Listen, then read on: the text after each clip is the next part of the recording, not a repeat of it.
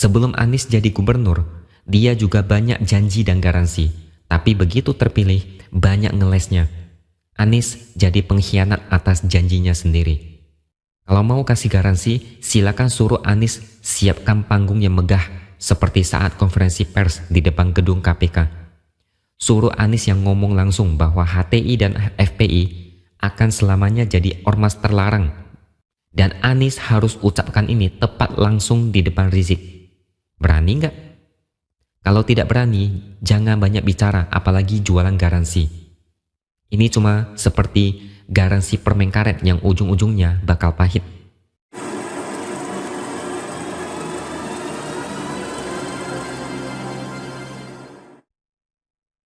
Halo, bertemu lagi dengan saya X Hardy di Opini Seward.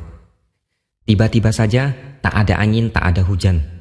Wakil Sekretaris Jenderal Nasdem, Hermawi Taslim mengatakan bahwa organisasi terlarang akan tetap terlarang jika Anies terpilih menjadi presiden pada Pilpres 2024. Dia bilang begini, kalau tentang FPI dan HTI dan segala macam itu kan sudah komitmen kita bersama.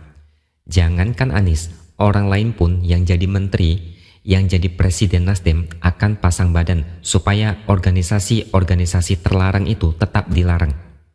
Jadi Taslim mengatakan bahwa Nasdem memberi garansi akan tetap melarang organisasi terlarang itu. Keputusan itu akan tetap dipertahankan. Organisasi yang sudah dilarang akan tetap dilarang. Pelarangan HTI dan FPI adalah bagian dari perjuangan Nasdem selama bertahun-tahun, jauh sebelum mereka mendeklarasikan Anies. Dan bukan cuma itu saja, ada banyak sekali keputusan-keputusan pemerintah Jokowi yang mereka anggap baik dan mereka akan teruskan. Pertanyaannya adalah, garansi seperti apa? Garansi HP aja kadang ribetnya minta ampun pas mau mengklaim. Apalagi garansi dari Nasdem. Cukup aneh memang, kenapa Nasdem tiba-tiba bicara soal ini. Menurut saya ini sebuah statement yang konyol. Anies tidak akan sepopuler sekarang kalau bukan gara-gara ulah kelompok intoleran itu. Mereka sangat berharap Anies bisa jadi presiden, karena dengan begitu mereka bisa bangkit kembali tanpa banyak terusik. Pernyataan ini seolah menambah kecurigaan bahwa ada wacana HTI dan FPI dibiarkan lagi berkembang biak. Kalau tidak, ngapain ngomong seperti itu? Dan yang paling penting, kenapa bukan Anies sendiri yang ngomong? Kenapa harus Nasdem? Kalau Anies yang ngomong, maka itu lebih meyakinkan meskipun ucapannya kadang tidak bisa dipercaya. Apalagi kalau hanya Nasdem yang ngomong tanpa konfirmasi dari Anies. Nasdem sepertinya terlalu putus asa sampai harus menggaransi ini itu karena elektabilitas semakin nyungsep ke bawah. Janji tetaplah janji, tapi belum tentu bisa ditepati. Dari mulut Anies sendiri saja belum tentu bisa ditepati. Contohnya, ngomongnya semua warga bisa punya rumah sendiri tanpa ngontrak. Tapi faktanya, sebelum Anies jadi gubernur, dia juga banyak janji dan garansi. Tapi begitu terpilih, banyak ngelesnya. Anies jadi pengkhianat atas janjinya sendiri. Kalau mau kasih garansi, silakan suruh Anies siapkan panggung yang megah seperti saat konferensi pers di depan gedung KPK. Suruh Anies yang ngomong langsung bahwa HTI dan FPI akan selamanya jadi ormas terlarang. Dan Anies harus ucapkan ini tepat langsung di depan Rizik. Berani nggak? Kalau tidak berani, jangan banyak bicara, apalagi jualan garansi. Ini cuma seperti garansi permen karet yang ujung-ujungnya bakal pahit. Ingat nggak? Ketika sudah hampir lengser, dia juga pernah ketemu Rizik, meski dalam rangka pernikahan putri Rizik. Apakah itu bisa jadi jaminan bahwa kelak Anies akan menolak mereka dengan tegas? Anies sebenarnya tidak boleh durhaka, tidak tahu balas budi. Tanpa kelompok ini, Anies tak akan jadi gubernur. Berkat jurus politisasi agama dan politik identitas, Anies bisa berkuasa selama 5 tahun. Nasdem jangan coba-coba memoles Anies. Rakyat sudah paham dan sadar bahwa Anies itu tidak bisa kerja. Dia hanya bisa jualan janji surga untuk menarik dukungan masyarakat yang masih polos. Politik identitas merusak segalanya. Rakyat tidak akan pernah melupakan itu. Bahkan pengacara Rizik yaitu Aziz Yanuar ikut bereaksi. Dia bertanya, FPI FPI apa yang dia maksud? Kalau yang dimaksud adalah Front Persaudaraan Islam, maka tidak ada yang melarang. Dia bahkan menyindir mungkin Taslim sedang berhalusinasi.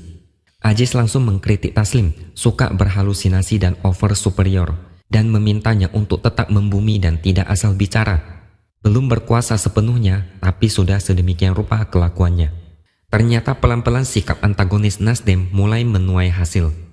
Nasdem seperti sedang mencari musuh sebanyak-banyaknya. Demi membela Anies, Nasdem sampai rela ugal-ugalan dan melempar statement yang kadang menyakiti hati pihak lain. Nasdem harus ingat, Anies itu bisa seperti sekarang karena jasa Rizik dan kelompok FPI, PA212 dan lainnya. Karena merekalah Anies bisa jadi gubernur, disorot masif oleh media besar, jadi populer. Kalau tidak populer, memangnya Nasdem bisa kepincut mengusung Anies?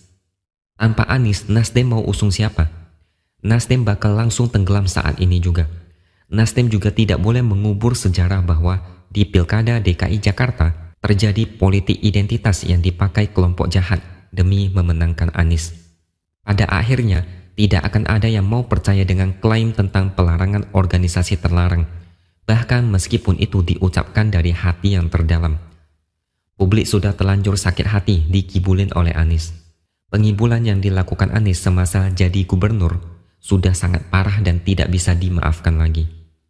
Lagi pula, bukan jaminan itu yang diharapkan, melainkan jaminan bahwa IKN tetap akan dilanjutkan apapun ceritanya. Selain itu, harus ada jaminan bahwa hilirisasi bahan tambang tidak dihentikan. Ini yang paling dikhawatirkan. Proses Indonesia dari negara berkembang menjadi negara maju sangat banyak tantangan. Yang paling utama adalah negara asing tidak akan membiarkan itu. Indonesia harus tetap dibiarkan jadi negara berkembang agar bisa dikuasai sumber alamnya. Kalau bisa, Indonesia tetap bodoh sehingga tidak bisa mengelola harta yang dimiliki dan terus tergantung dengan asing. Baru-baru ini terjadi insiden kerusuhan di salah satu pabrik smelter nikel akibat provokasi.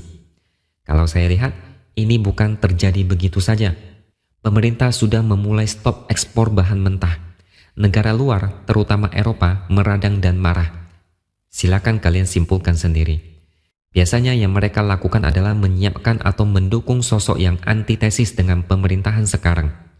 Harapannya, syukur-syukur hilirisasi bisa di-stop dan keran ekspor bahan mentah bisa dibuka lagi. Mengingat bagaimana Anies bisa seenak jidat mengubah aturan demi ambisi politik sebagian orang, bukan tidak mungkin Anies bakal melakukan yang lebih gila lagi jika menjadi presiden. Mengingat Anies adalah antitesis Jokowi, kelompok yang selama ini tak berkutik di era Jokowi akan bernapas lega lagi. Bisa jadi kelompok tersebut adalah negara asing yang selama ini tercekik. Sudah paham kan maksud saya? Kata Jokowi, kalau tidak ada hilirisasi, sampai kiamat pun Indonesia tak akan jadi negara maju. Sedangkan negara asing tidak mau hilirisasi.